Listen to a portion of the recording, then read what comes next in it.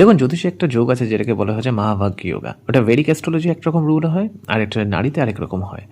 Vedic astrology অনুযায়ী যদি কোনো পুরুষের জন্ম যদি দিনের বেলা যদি হয় এবং যদি তার লগ্না চন্দ্র লগ্ন এবং সূর্য লগ্ন, মানে হচ্ছে আপনার লগ্ন, চন্দ্র এবং সূর্য, এই তিনটে ধরুন যদি অড সাইনে যদি থাকে, মানে 1, 3, 5, 7, 9, 11 অড সাইনে, অড রাশিতে আমি বলছি, ঠিক আছে, তাহলে ছেলের জন্য মহাভাগ্যের যোগা ক্রিয়েট হয়। And at the same time যদি ইয়ের ক্ষেত্রে ফিমেলের ক্ষেত্রে নাইট টাইম বার্থ হতে হবে এবং লগ্না, চন্দ্র এবং সূর্য এই তিনটে যদি ইভেন সাইনে যদি থাকে, মানে হচ্ছে 2, 4, 6, 8, 10, 12, তাহলে মহাভাগ্যের যোগা তৈরি হয়।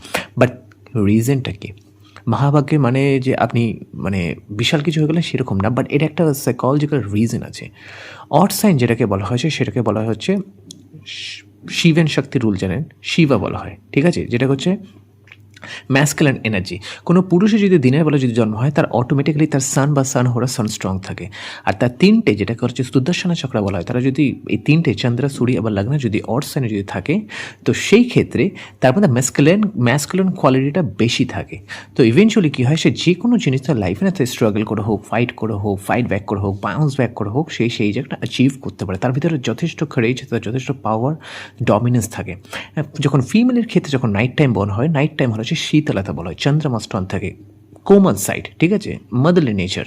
অ্যান্ড তার তিনটে লগ্না যদি ইভেন সাইনে যদি থাকে, মানে সম রাশিতে যেটাকে বলা হয়, তো সেই ক্ষেত্রে কী হয়, তো সামনে একটা ফেমিনাইন সাইডটা বেশি ফ্লোরিশ করে। তো একটা মহিলার ক্ষেত্রে ফেমিনাইন সাইডটা বেশি ফ্লোরিশ করাটাই তো সব থেকে মানে স্বাভাবিক না। এবং মহিলার মধ্যে যদি কোনো ম্যাসকুলিন সাইড যদি থাকে, তো Mars sun is in the ascendant, odd sign যদি খুব প্রমিনেন্ট থাকে, তাহলে তো সেটা ভালো দেখায় না, ঠিক আছে। ভালো খারাপের থেকে বড় কথা হচ্ছে সেটা মহাভাগ্য যোগের মধ্যে পড়েই না।